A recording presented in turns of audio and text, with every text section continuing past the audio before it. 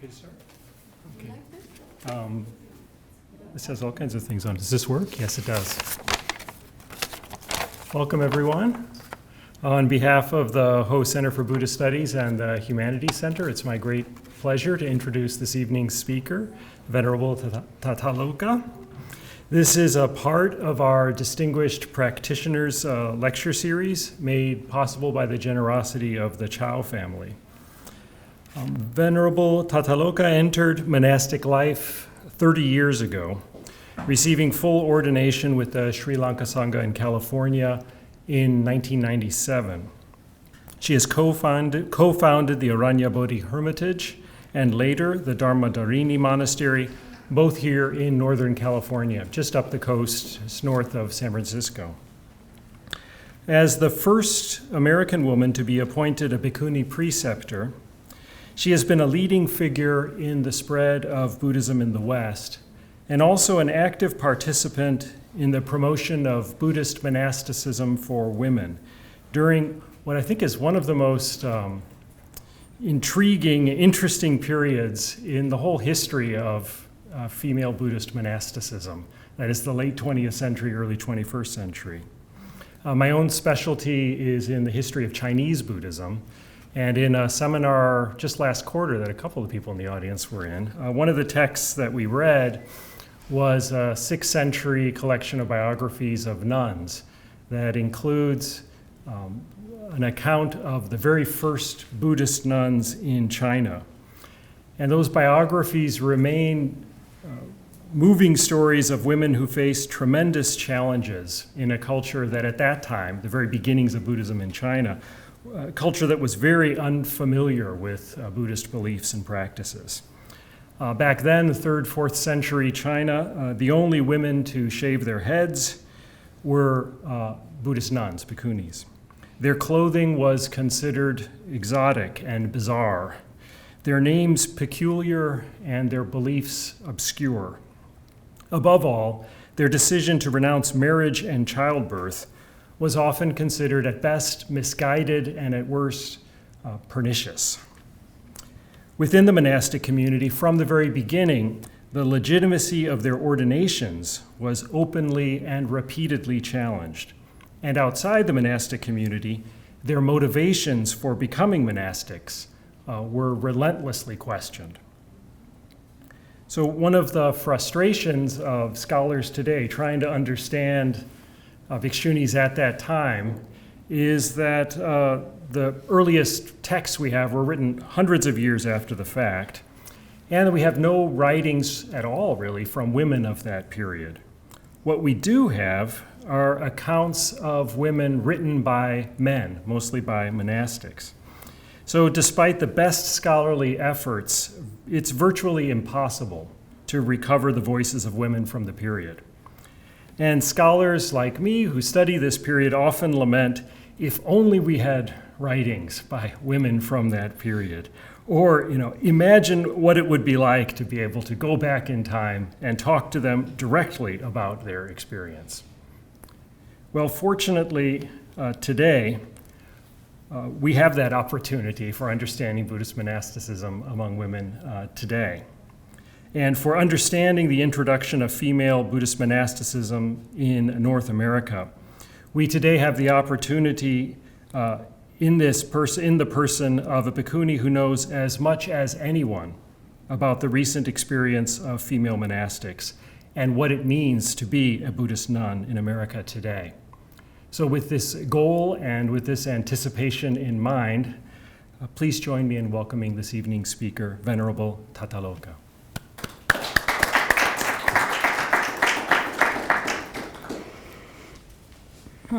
Thank you very much for that introduction. And I'll just preface by saying that sometimes I read things that are written contemporarily by Buddhist scholars about myself. And I don't always agree, even about an ordination in which I served as preceptor, and then I say, no, that's not what happened. That's not how it was. And so I've been encouraged to write and to show up amidst scholarly gatherings and to tell from my own experience and perspective what has actually occurred as I know it. And so that I'm not always, or we're not always written about by someone else, or years later, looking back now, it's almost 10 years since 2009, when there was a groundbreaking ordination in Australia in which I served as preceptor, and I'm still seeing things written about that, 10 years later by scholars. And we enjoy the ability to then just search out that person's email and then write them a message and say, wait a minute, I was there. Let me tell you what happened. But in past, they may not have been able to do that quite so easily. The further distant you get from the people and from the time, the more you have to try to be, imaginative about what was going on. So, straight from the horse's mouth, as they say, from an old horsewoman. I was asked to speak about the challenges that women face choosing a renunciate path in the 21st century, as well as the payoffs from doing so. That was my initial invitation. And so I've chosen for my topic this evening the title, Powerful Challenges, Powerful Rewards, Women Awakening via the Renunciate Path in 21st century Buddhism. But as was mentioned earlier, we're talking about both the 20th and the 21st century here. I don't remember what I was doing in the 18th or 19th century at this point, although I have some guesses. So in response to this invitation, I myself have asked the question, what was the Buddha's unique and successful middle way vision of nekkhamma, renunciation, which led to his goal, or the goal for which he taught and others practiced successfully for, and we might even consider our own goal now. And why are an increasing number of 21st century women freely choosing such a renunciate path, aspiring to and entering Buddhist monastic life, and ordaining as bhikkhunis, in light of all the obstacles and hurdles, even with no traditional religious, social, or family compulsion to do so? I'd just like to highlight that for the monastics who we have present here this evening, then for all of them, they're in a position where there was not necessarily any traditional incentive in their culture to Theravada bhikkhuni life. And we have a variety of monastics from different countries and cultures here together who are now staying together with or a part of our Dhamma-dharini bhikkhunis community here in Northern California. We have a monastery, as you heard, up in the North Bay, the western foot of the Sonoma Mountain. And we also have a forest hermitage, Aranya Bodhi, Awakening Forest, on the Sonoma coast north of Jenner. Very, very simple, rustic and rugged, just little huts to protect from the elements for meditation and Dhamma study. In the coastal forest, we're part of regrowing more than 300 acres of coastal redwoods.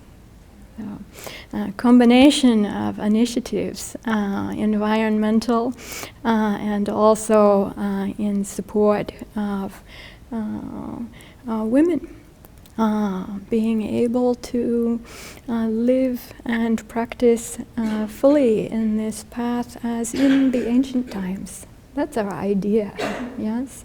Of course, that means meeting the contemporary present moment circumstances as they are. As we're not living in the past, right? Even for those who study ancient texts, including myself. So I've promised to speak of the surprising insights that have been revealed in these 30 years of monastic life as founding teacher of the first Theravada Buddhist Bhikkhunis monastic community in the Americas. So I include USA, Canada, and South America. And from a decade of lived experience as the first and only contemporary Western woman to be appointed and serve as a Theravada Bhikkhuni preceptor. Now, I was wondering by the time this talk rolled around if that would still be so, but when you're first, then it's hard to change that.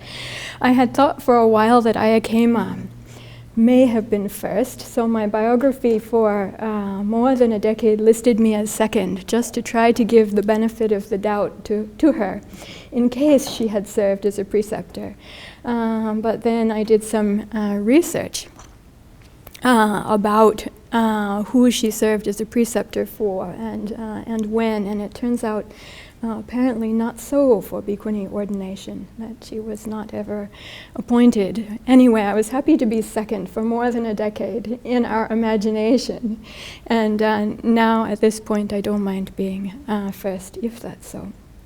So I'd like to start with the first question that I asked myself, which was, what was the Buddha's unique and successful middle way vision of nekama, renunciation, which led to his goal? This is probably the hardest question, so nice to have first. So nekama is often translated as renunciation and the renunciate path. That's the wording that was used in my invitation. I found for myself, as someone who was born and grew up at least to teenagerhood here in the United States, that I had all kinds of ideas about renunciation and what renunciation might mean.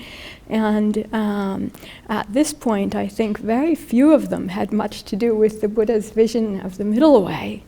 Even in Buddhism, going forth and amongst fellow Buddhist monastics, sometimes we idolized the Buddha's going forth abhinishkramana or abhinekama, going forth, cutting off the hair, and then engaging in what he himself called extreme asceticism.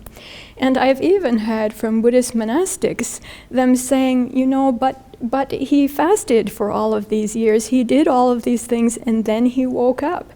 How can you say that that didn't play a role in his awakening experience? According to the doctrine of karma, doesn't that have to have played a role somehow? And then themselves undertaking periods of fasting or other strong kinds of ascetical practices. When I was in South Korea, there were even monastics.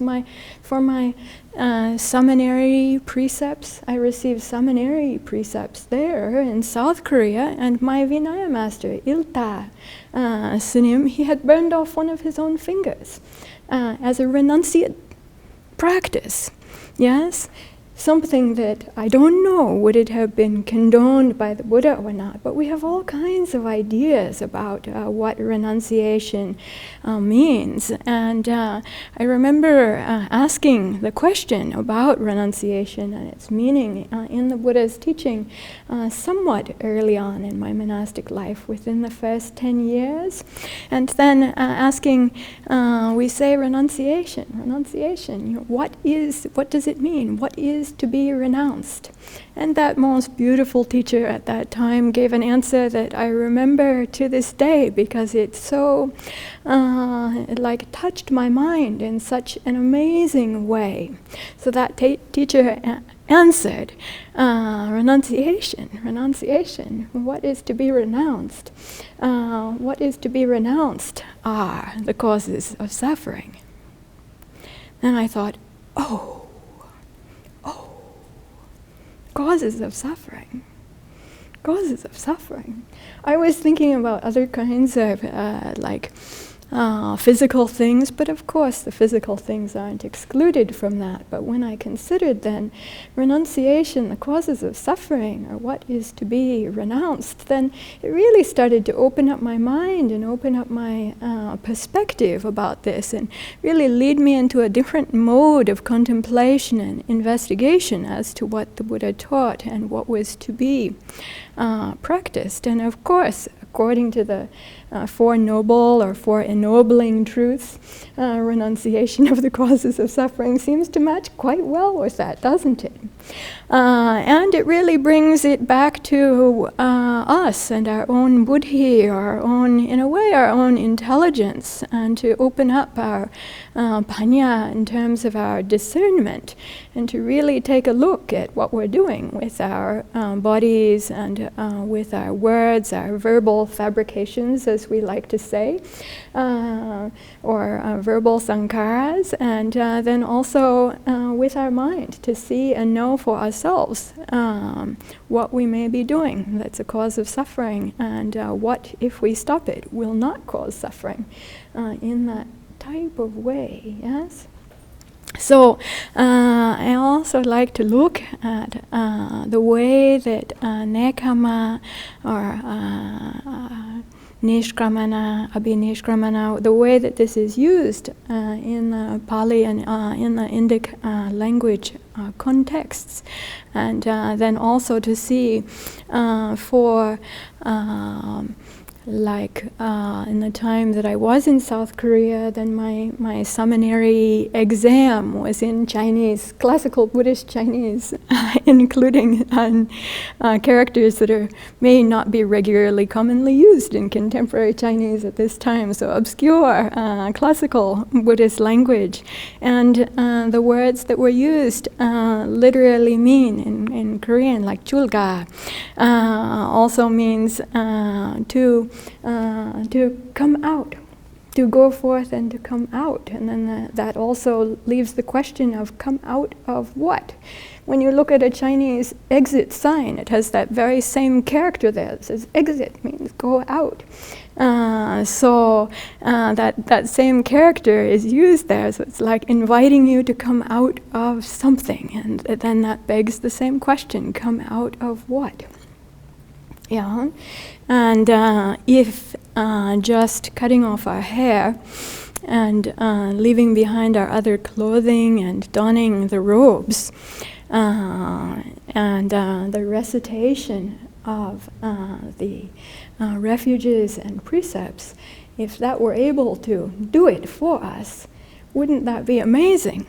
With the cutting of my hair, I actually made a very sincere kind of vow, or adhitan, adhisthana, or so on, that I wished with the cutting off of my hair to cut off all kinds of suffering, delusion, and afflictions, and not to give rise to them ever again. Pretty over the top, yeah?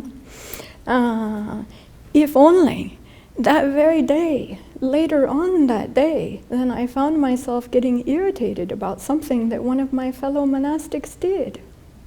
Oh dear, there I was with cut hair and in the holy robe, and I was getting irritated about one of my fellow monastics, and then I actually recognized that I was getting angry about what was going on, and then my vow had failed. Oh dear. It was made most sincerely, really. It felt like from my whole being, from the bottom of my heart, and yet it hadn't even been 24 hours, and there was anger present in my mind. And then first there was the second arrow, and then there was the third arrow, and then I felt bad about myself about thinking badly about it. Right. it's getting compounded, it's getting worse and worse. And so I went to talk with, I would say, an elder Dhamma sister about it, then with tears coming from my eyes. I don't think I can do it. I don't have what it takes. Already I have besmirched the holy robe and the vow by which I went forth and I entered into this life. And so I think I'm not going to be able to do it. I'm going to have to give up because I'm not worthy. And then this is something that I found so enormous, actually, coming back from Asia and here in the Western context.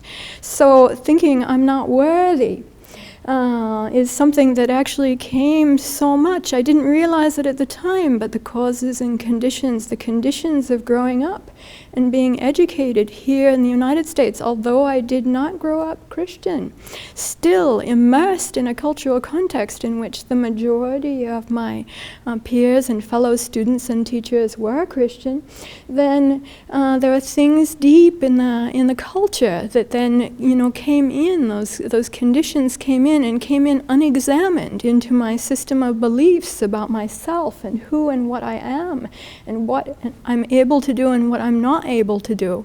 Now I can look back and say that view of unworthiness is debilitating. It's debilitating, and it caused so much pain and suffering. And grasping at that idea as a self-view when one doesn't need to do so, oh dear, why would I make such suffering for myself if I didn't have to? And is there really any benefit in it?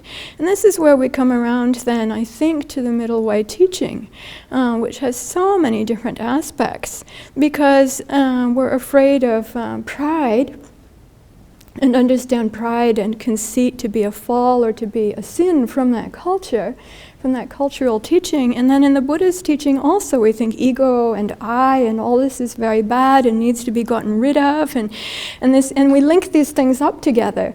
Then it can be with our Western cultural conditioning in a way that can somehow debilitate and damn ourselves. Not that anybody or anything else is really doing that to us, but our own thinking, our own ideas about ourselves can do that. And so a big part of my role in this path of practice for myself, and then also serving in opening up this path of practice to others, is to undo, to unravel, to open up the conditions that hinder and block us from being able to practice fully, and then to really realize our potentiality that's there, that so often is blocked just by our self-views, our ideas about ourselves and what's possible or not. And of course, they're not singular, they're not just me. It's all about the conditioning and what's going on in the society and the culture and our sense of identity and relationship to others. It's always linked up to so many different things like this. It never stands alone. It never stands in isolation. Yes?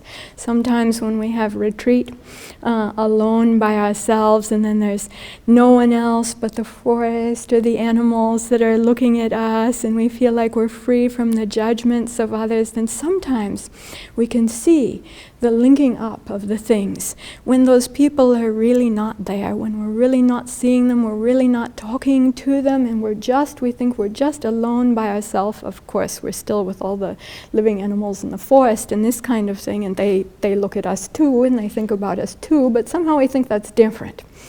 And then this is a part of the cultural conditioning as well, yes. But sometimes then we can see it, and we can even feel that we're free to put it down for at least a little while, for at least that period of time when those people are not there, and then we can experience what it is, what it feels like, what it's like to be quote unquote me, in the absence of continually linking these things up and reacting or responding to them.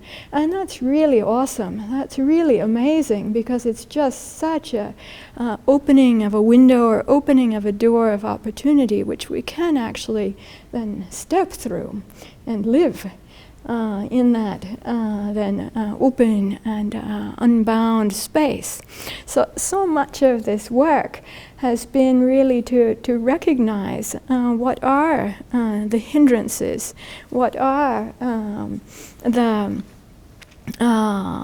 barriers or blockages in our own thinking, in our relational thinking, in the systems that we call Buddhism, or that we call Buddhism embedded within societies and culture, and to really take a good look at those. So I'd say in terms of understanding the Buddha's middle way thinking in this regard, taking a good look at conditional causation.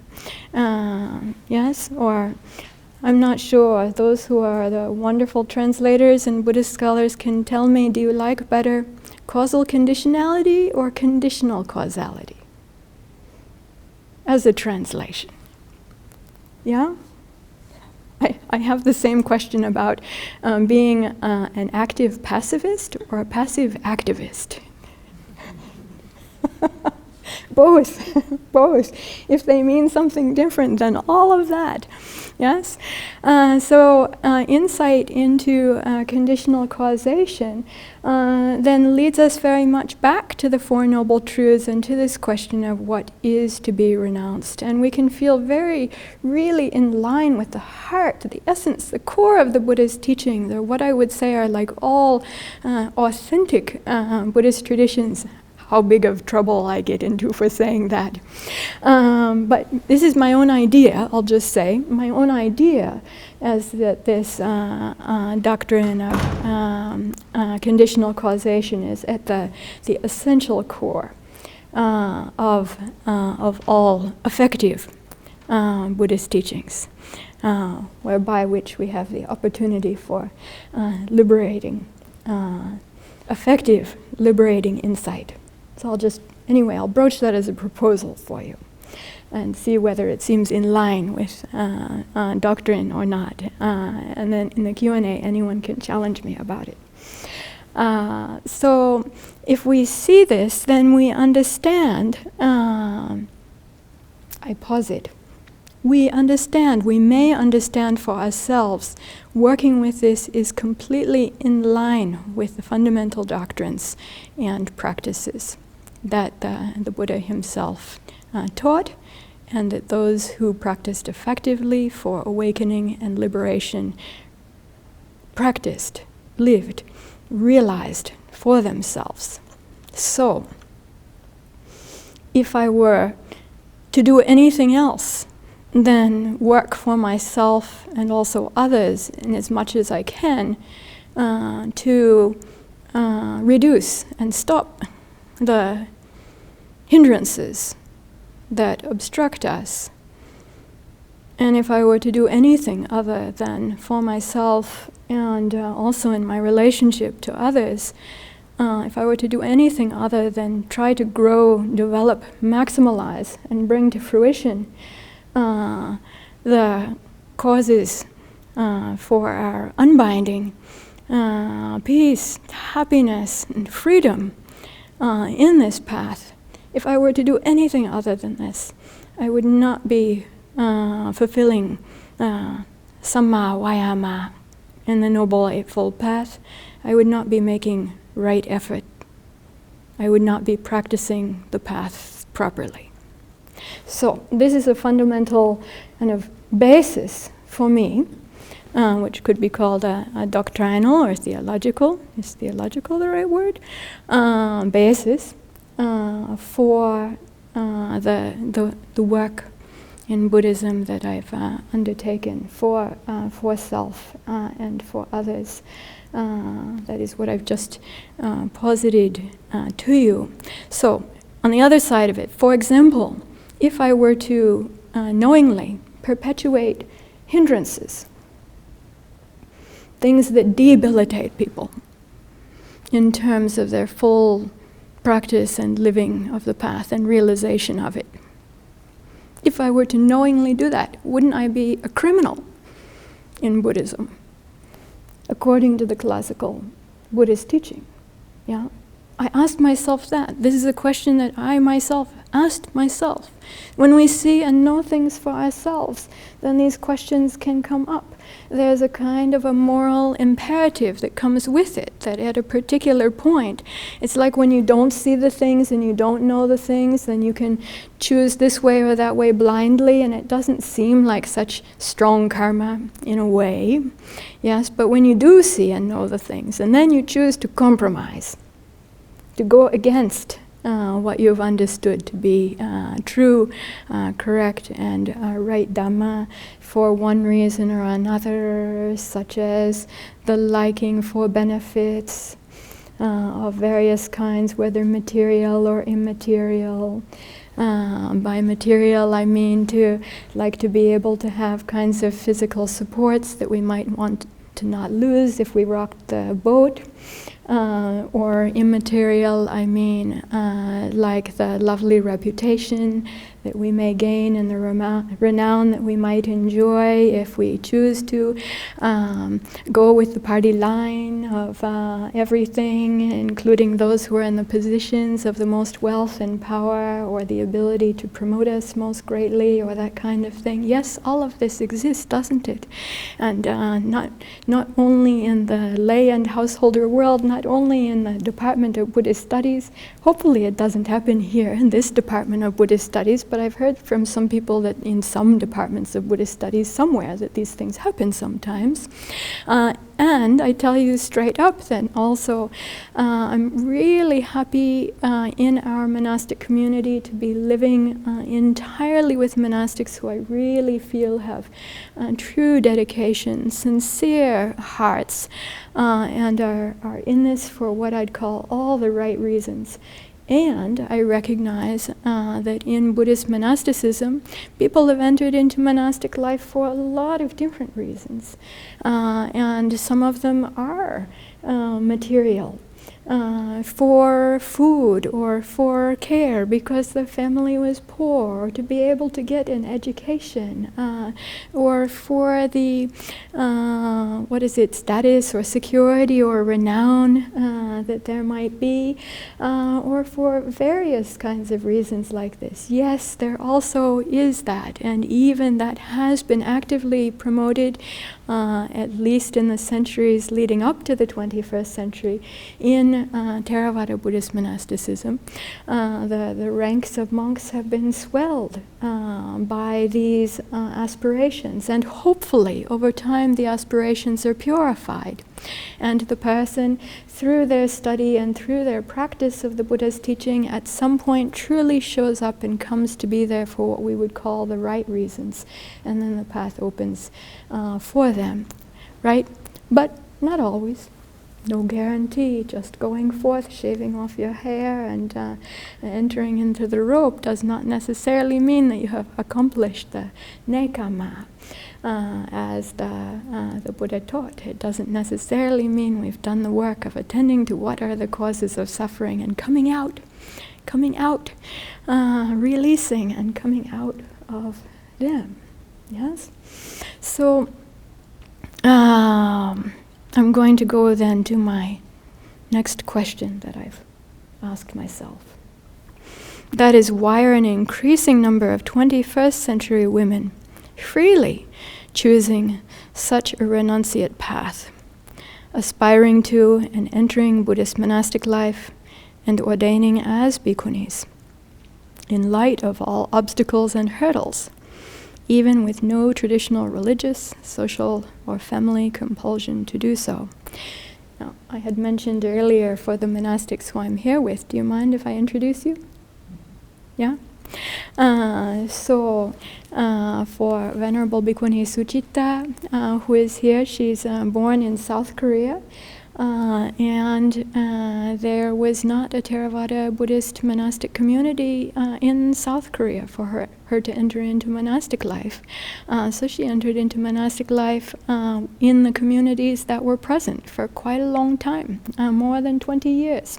But according to her heart and seeing the opportunities opening up, then she's been able to follow her heart's aspiration to join the Theravada Bhikkhuni Sangha. So last year we had a Talikama Dalhikama reordination for her with the dual bhikkhu and bhikkhuni sanghas.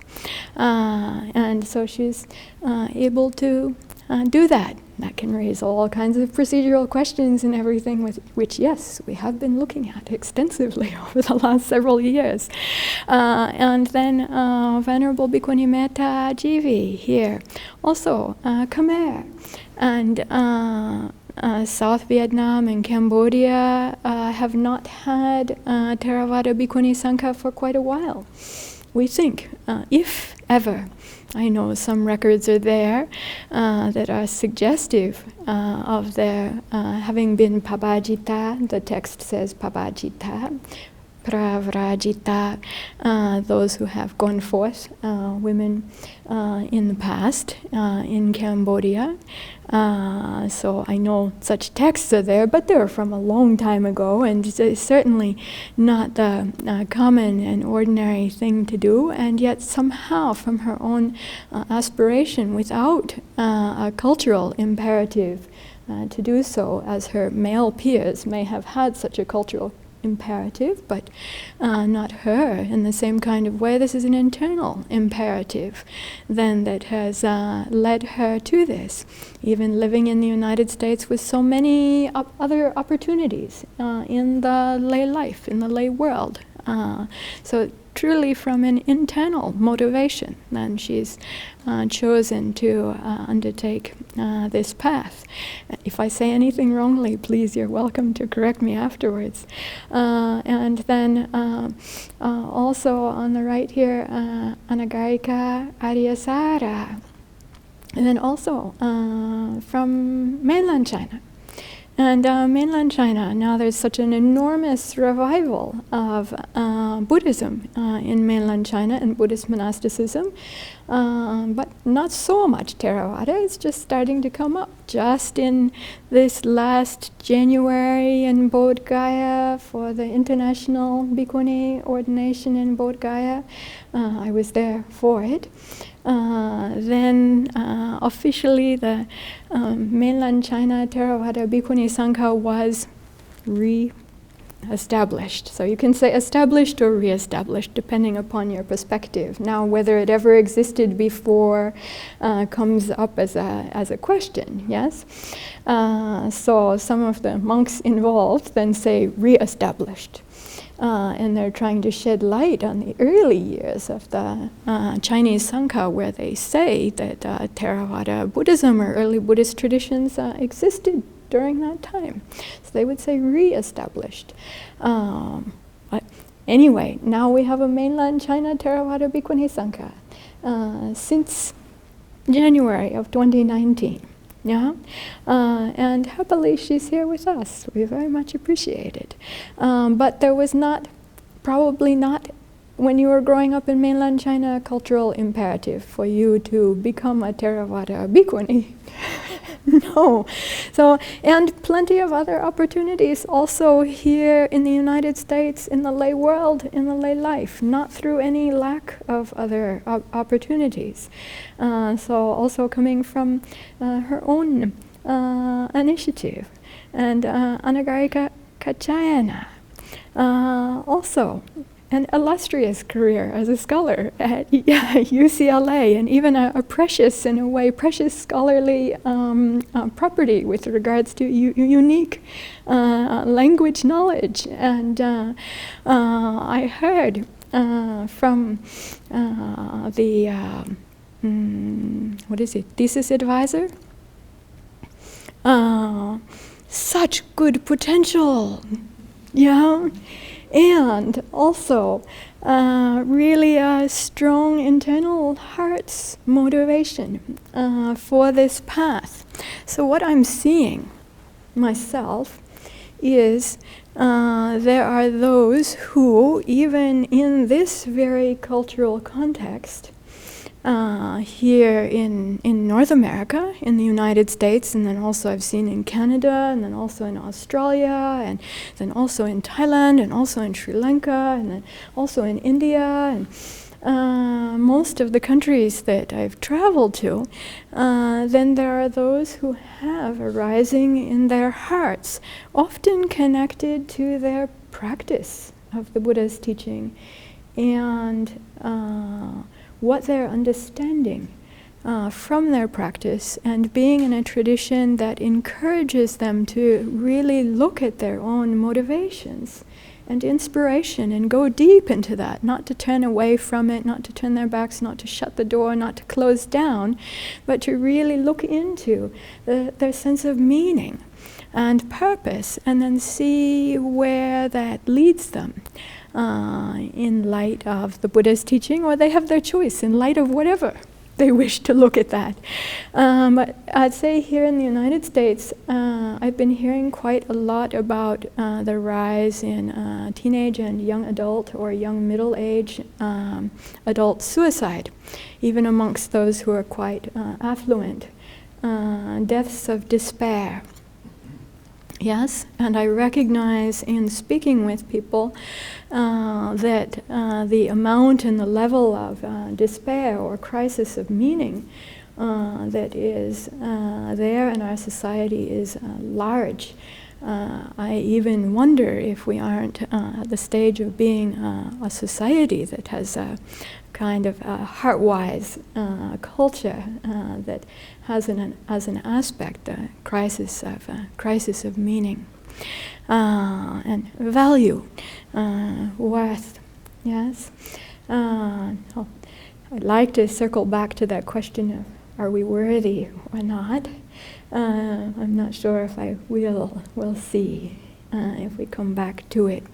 But I actively encourage people to really look into their deepest heart's sense of meaning and value, and not to turn their backs on what seems to be their most brilliant, most beautiful, most wholesome and excellent aspirations in their life.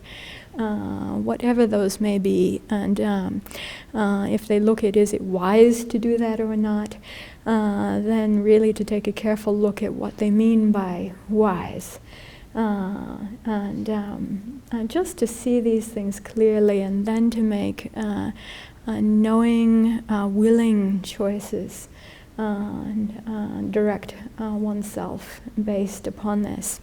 So I think this has been helpful somewhat for opening up the door to those who have the aspiration for entering into monastic life. And my own understanding from practicing with this teaching over several decades is that turning in this way with the Buddha's teaching and practice is fruitful.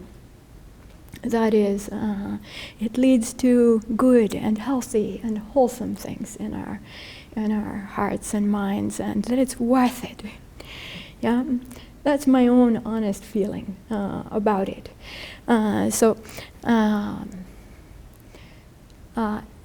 Senior Catholic nun.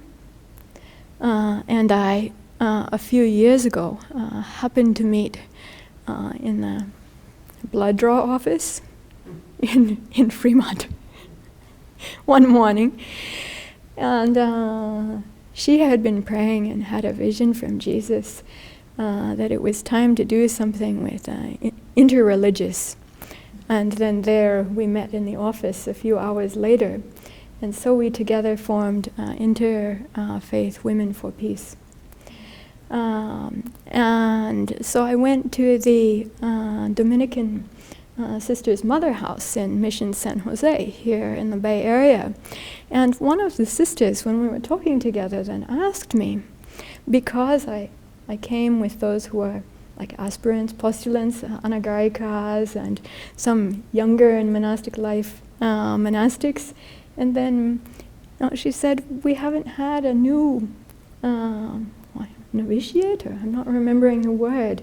We haven't had someone new enter into our monastic community for such a long time, and even the one who's here has come from, coming from a different culture. Yes, so much of our support is now also coming from the South. And so they were asking, what are you doing to get the new pledges to come, right? And I said, we're not doing anything. It's not about that for us. My work is not like that.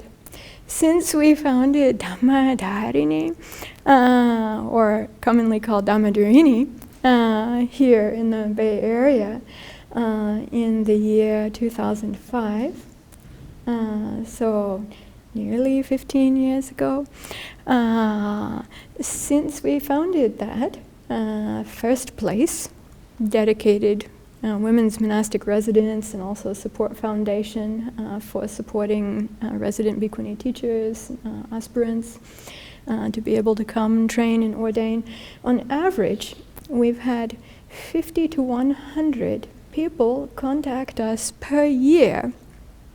These are real numbers, by the way. I've really checked them. I do an end-of-the-year report every year to go back through every single person who has sent an email or made a phone call to us or visited, who've said that they want to explore entering into monastic life. But I'll tell you now, our statistics are starting to change. So for anyone who would like to use this for statistical purposes, we're now including in that number those who have already gone forth as some other form of Theravada woman renunciate, whether that's as a Mechi with the 8 precepts, Mechi or Donchi, or whether that's as a Silashin in a Burmese tradition, Silashin, Silacharya, or Sayale, or whether that's as a Dasasila Mata, Dasasila Manyo in 10 Precept Nun in Sri Lanka. So we're now including those who also then are contacting us and who then wish to enter the training for undertaking or receiving, requesting and receiving bhikkhuni upasampada, bhikkhuni ordination. And we're now also including in that number those who have already been ordained in Mahayana traditions, who wish to convert to becoming Theravada tradition, Theravada Sangwasa communion, polytext-based communion bhikkhuni as well. And those numbers are now increasing because although there are scholarly reports and documentaries where people who were like a Mechi were interviewed and said, nope, we don't want it, we don't want to be bhikkhunis, we're not interested, it's not where we're at, this is something coming from outside, and these things have been well reported upon, and yet we have to really remember, I'd say, conditional causation, and remember that people are always responding within a particular context. And if they're being videoed, if they're being interviewed for publication, likely they're mindful of that.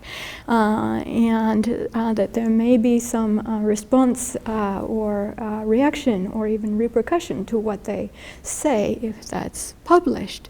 And I think it's important to also recognize the anicca, dukkha, and anatta aspects, especially anicca, impermanence, and anatta, non-self, and recognize the relationship between the two. And so I tell you from my personal experience that I can be thinking one way about something in the morning and have a particular view about it, and then I have a conversation with someone, or something happens, I go outside and take a walk, I breathe fresh air, I'm under the sunshine, my view opens up, and then I have a different perspective about that later on in the afternoon when walking over to this hall, for example.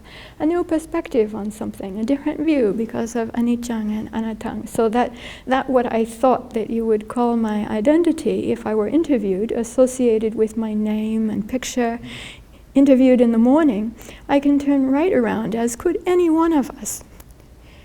And not to be dishonest, don't we all do this? And I may have a different perspective on it in the afternoon and evening and tell you something different. But when there's filming and when there's writing it down electronically or on paper, it all becomes so dicey, right? So I have experienced among our most faithful supporters of our Bhikkhunis community here in Northern California, one of them who was most faithful in the beginning. I won't tell you her name, but she's from the Thai community. And when I first came back from Asia to the Bay Area, and then I visited the Thai temple, Wat Bhutanusawon, in Fremont, then we had a conversation. She hadn't ever seen a bhikkhuni before, and she told me it was wrong, and that it is not allowed in her culture, and that she had heard from the monks also that it's impossible, and she really respected those monks, and so she told me these things. Now, this is rather rare for Thai culture. Mostly if people disagree, they won't tell you anything. But in this case, she did tell me a little bit about it. And then later on, I had the chance then to have a conversation with her. And I actually told her that I wanted to interview her. And I wanted to know about her life and about her life experiences and about her views about this topic, because there was actually a researcher who was doing interviews with the Thai people around that time about whether they were supportive of bhikkhuni ordination or not. So I said, I want to interview you too. I want to know. And she kindly agreed. And she told me then that when she was a girl living in Thailand, that she saw the Buddhist monks and she felt so much admiration for them, and she was so attracted to that way of life. And then this is in her home village area, and then like there was the village elder monk. And then she went to talk to the Longpo, the village elder, Venerable Father, and then she asked, because some of the young boys who were her age then were talking about going into monastic life, and she thought that she would like to also.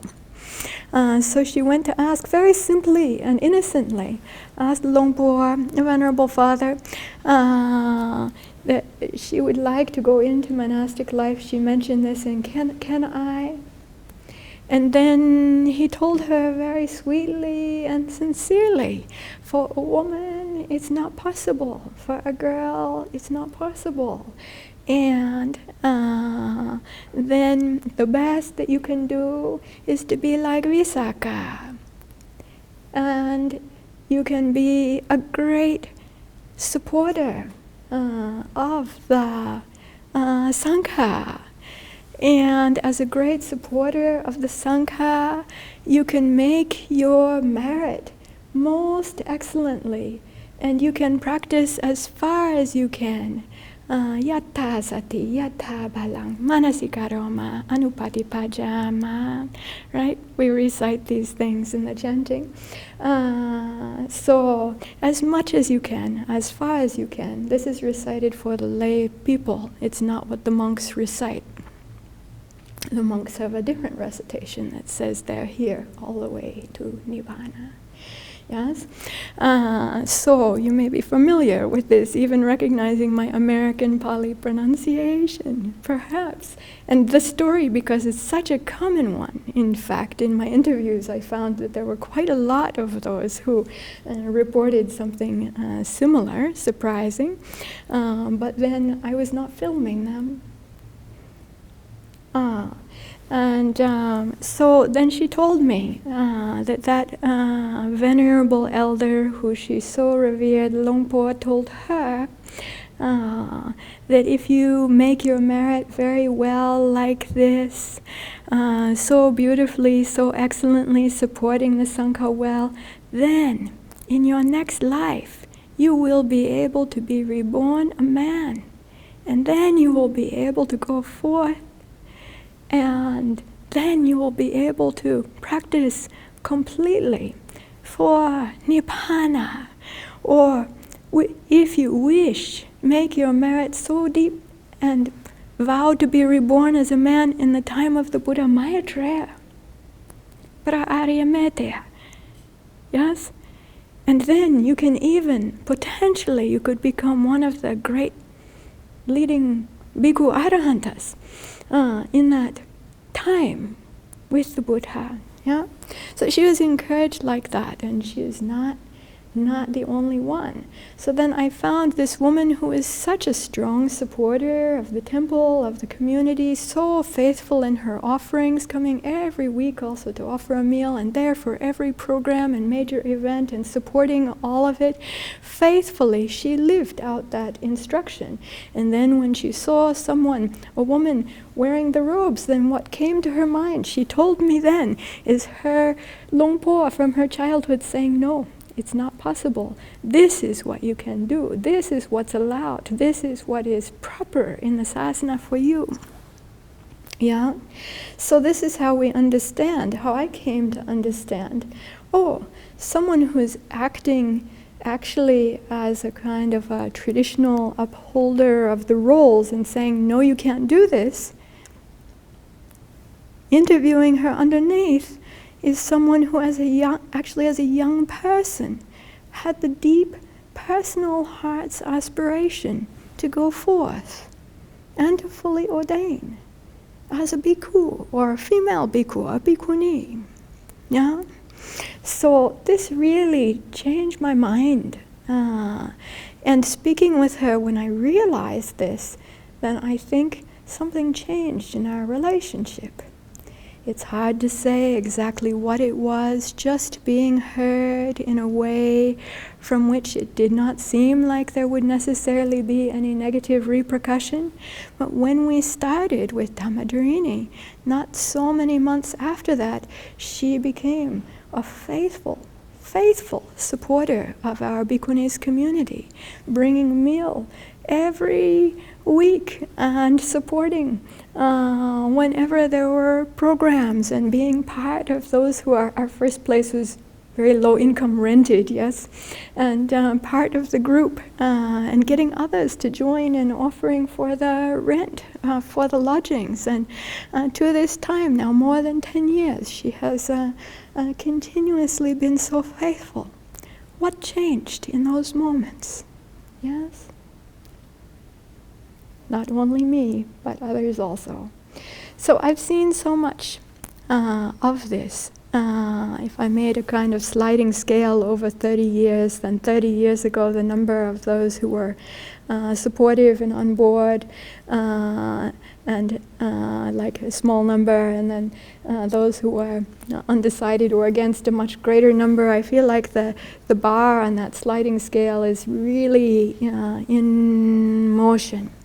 Yes, so we actually experience then more and more of those, and this is coming back to the topic of the other forms of Buddhist nuns, other forms of Buddhist women renunciates, and the increasing number of those who are becoming interested in entering into the bhikkhuni life, and for those from the East Asian Mahayana traditions as well, seeing the example of others. Example is so powerful. Yeah, I know Ayakema was a powerful example for me. 1988 here in California, then the first ordination of the 20 women from Theravada traditions happened in this state. And of course, the number of people who accepted it in Theravada traditions is so small. Yes, but even seeing someone step over that line and go forth, and then another, and now the images that are around through social media, and of the increasingly lengthening lines of the bhikkhunis in Theravada traditions showing up, it opens the door for those who do have that aspiration. We don't go to career fairs. Yes. And so far for our community, we have been able to gather the support in general out of the 50 to 100 to be able to accept 1 or 2 or occasionally 3.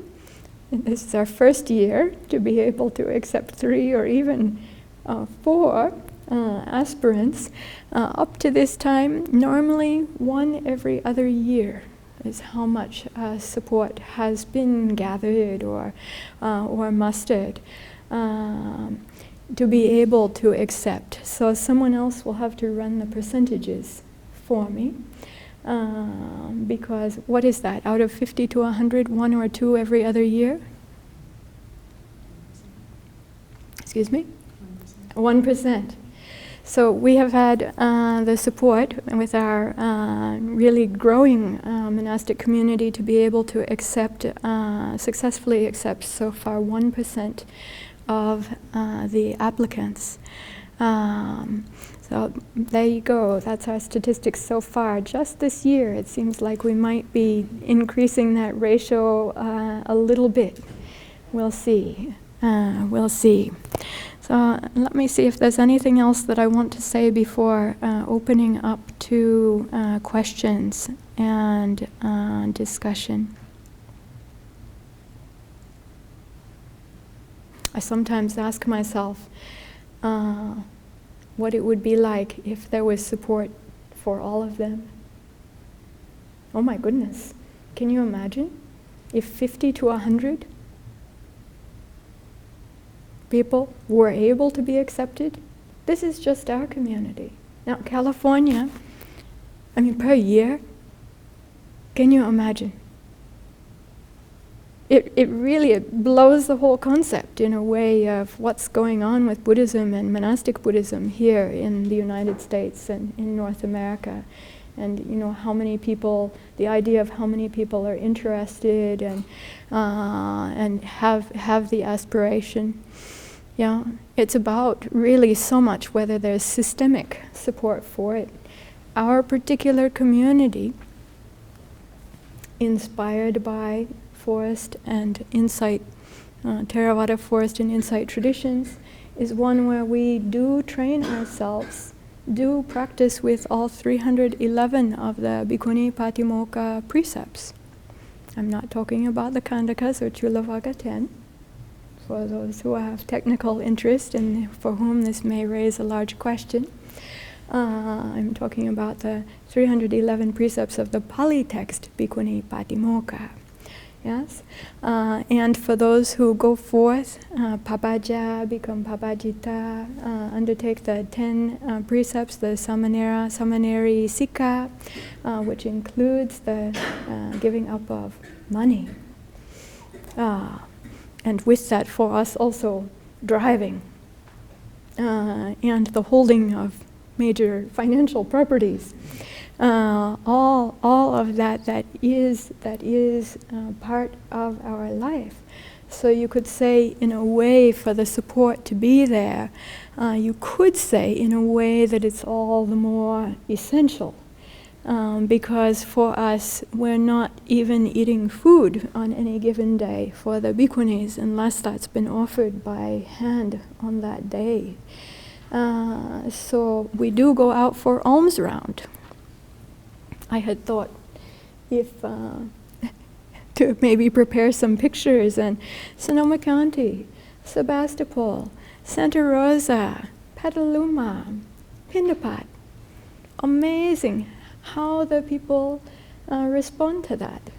Not only Thai people, not only people of Asian or even Buddhist heritage. Almost every time there are people who aren't even Buddhist at all, who for some reason have this movement in their heart, motion in their heart that brings them forward, and somehow a sense of trust or a sense of something that then they feel they want to offer something. Sometimes they see the bowls and then they want to offer money, and we tell them that we ourselves are not receiving money. We've undertaken a vow. Thank you very much. If you wish to, you can give it to someone else. We're receiving food that we're going to eat today. This will be our meal for today. And somehow that too, for people, sometimes even further touches their hearts, because we're meeting one another in a kind of a vulnerability.